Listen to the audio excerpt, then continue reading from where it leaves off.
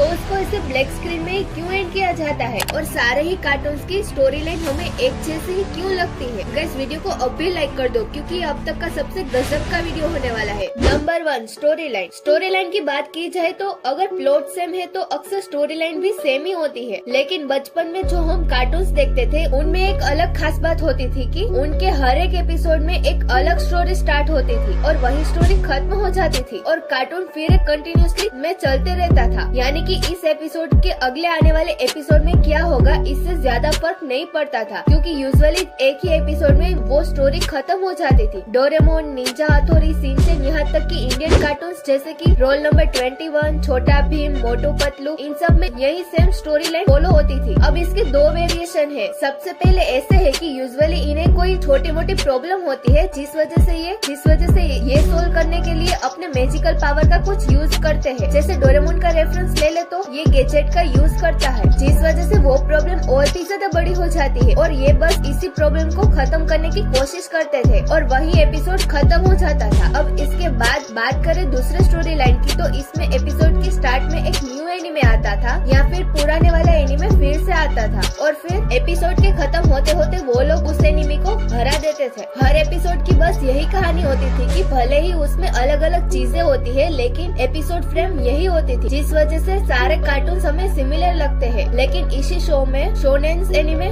ज्यादा बेटर है। यही रीजन है कि बड़े होने के बाद भी आप कंटिन्यूअसली शोनेन एनिमे देख सकते हो। माना इसका भी प्लॉट सिमिलर होता है लेकिन इसके अंदर कई सारी प्लॉट ट्विस्ट, अलग अलग पावर और ऐसे स्टोरी लाइन होती है जो लोगों को ज्यादा अट्रैक्ट करती है। और ऐसे में भी ऑब्वियसली थोड़ी सिमिलरिटी तो होती है, जैसे नारुतो और HXH में काफी ज्यादा सिमिलरिटी है क्योंकि वो एक दूसरे से इंस्पायर्ड है, लेकिन कैरेक्टर, अलग स्टोरी लाइन और बॉल्स की वजह से काफी ज्यादा इंटरेस्टिंग हो जाते हैं। Number 2 places. अब बात करते हैं प्लेसेस की। अगर सीकाई और शोनेन एनिमे की बात करें तो उनकी प्लेसेस तो ऑब्वियसली सेम नहीं होंगे क्योंकि इन्हें अलग अलग वर्ड और अलग अलग जगह पर दिखाया जाता है। लेकिन जो हम कार्टून देखते हैं उनके प्लेसेस अक्सर सिमिलर होते हैं। मोस्टली जो हम कार्टून देखते हैं वो जापान से होते हैं और जापान जो है वो उतना भी बड़ा देश नहीं है, इस वजह से वहाँ की सारे प्लेसेस और सारा कल्चर सिमिलर लगता है। जैसे कि डोरेमोन, निंजा हथौड़ी, कितरेसु और परमेन चारों कार्टून टोक्यो बेस्ड है, यानी कि इसमें जो जगह दिखाई जाती है वो टोक्यो की जगह है। और शिनचैन एक ऐसा कार्टून है जो काजुकाबे में प्लेस्ड है और बाकी जो मोस्टली जापानीज कार्टून होते हैं वो मोस्टली टोक्यो या काजुकाबे के ही होते हैं। और वही इंडियन कैरेक्टर की बात करें तो एक्चुअल में ये इमेजिनरी जगह का इस्तेमाल करते हैं ताकि स्ट्रक्चर एक्यूरेट ना हो तो भी ये चलेगा। जैसे कि छोटा भीम का ढोलकपुर तो मोटू पतलू का फुरफुरी नगर। और आपने भी ये चीज नोटिस करी होगी कि शोज को इसे ब्लैक स्क्रीन में ही एंड करते हैं, लेकिन ऐसा क्यों? सबसे पहला रीजन की है इससे एक मिस्ट्री क्रिएट होती है कि आपने पूरा नहीं देखा तो आपको ये चीज थोड़ा और अपनी तरफ गेस करने के लिए छोड़ते हैं कि उसके साथ क्या होने वाला है। दूसरा कि इसे कैरेक्टर की फेशियल रिएक्शन अच्छे से दिखते हैं और इससे शो के आखिर में एक स्ट्रॉन्ग बॉन्ड बनता है व्यूअर्स और कैरेक्टर के बीच में। Number 3 differences between cartoons and anime. हमने अब तक तो एनिमे या फिर कार्टून्स के आपस के बीच की सिमिलरिटीज की बात की है। अब बात करते हैं ऐसी चीजें जो कार्टून और एनिमे में डिफरेंट है। सबसे पहले बात करते हैं डिस्टेंट फेशियल फीचर। एनिमे में एक ऐसी बात है जो कार्टून से उन्हें अलग करती है। एनिमे में अक्सर एकदम डिस्टेंट और ऑल डिटेल फीचर को यूज किया जाता है फेस के लिए, जिस वजह से वो और भी ज्यादा इंटरेस्टिंग लगता है। वहीं कार्टून्स में यूजुअली ऐसा नहीं किया जाता। कार्टून्स में एक नॉर्मल फेशियल फीचर होते हैं जो कि उन्हें रियलिटी जैसे नहीं दिखते और उसमें ज्यादा फेशियल फीचर इसलिए नहीं दिए जाते क्योंकि बच्चों को इन चीजों का ज्यादा कॉम्प्लेक्स ना लगे। और एनिमे को यूजुअली कई सारे प्रॉब्लम्स और गोल्स या फिर कई बार तो सोशल इश्यूज को लेकर भी बनाया जाता है, जिसमें वो काफी एंटरटेनिंग होते हैं। कई बार तो इसमें साइकोलॉजिकल एनिमे भी होते हैं, लेकिन कार्टून को इतनी डिटेल स्टोरी लाइन के साथ नहीं बनाया जाता। इसे यूजुअली बच्चों को हंसाने के लिए और एंटरटेन करने के लिए बनाया जाता है, जिस वजह से इसकी स्टोरी लाइन काफी कॉमेडी और सिंपल होती है। एनिमे के एपिसोड यूजुअली 20 से 25 मिनट के होते हैं और कार्टून का टाइम काफी डिफर करता है। अब इसमें एक बात है कि अक्सर एनिमे में एक ही स्टोरी लाइन कंटिन्यू की जाती है, जबकि कार्टून में हर एक एपिसोड के साथ एक न्यू स्टोरी आती है। कार्टून समझने में काफी ज्यादा सिंपल होते हैं, लेकिन एनिमे कई बार कॉम्प्लेक्स हो जाते हैं, जैसे कि मॉन्स्टर और बरसक जैसे कई सारी डीप एनिमे हैं जो कि उन्हें कार्टून की कैटेगरी में काफी अलग बनाता है। ये चीजें उन्हें डिफरेंट करती है। ये सब तो ठीक है, पर क्या आपने कभी अपने फेवरेट कार्टून्स को प्रिडिक्शन करते देखा है? कैसे हम सबके बचपन के favourite cartoon Tom and Jerry ने प्रिडिक्शन के मामले में फ्यूचर बाबा तक को भी पीछे छोड़ दिया था, और कैसे नोबिता की आलस की वजह से 22nd सेंचुरी की प्रिडिक्शन 21st सेंचुरी में डोरेमोन ने पहले से ही कर रखी थी। अगर आपको ये नहीं पता था तो अभी चैनल को सब्सक्राइब करके बेल आइकन को भी ऑन कर दो, क्योंकि ये आने वाली वीडियो बहुत ही गजब की होने वाली है, तो देखना भूलना मत। और इस वीडियो को अभी तक लाइक नहीं किया है तो देख क्या रहे हो, अभी लाइक कर दो और मिलते हैं अगले वीडियो में।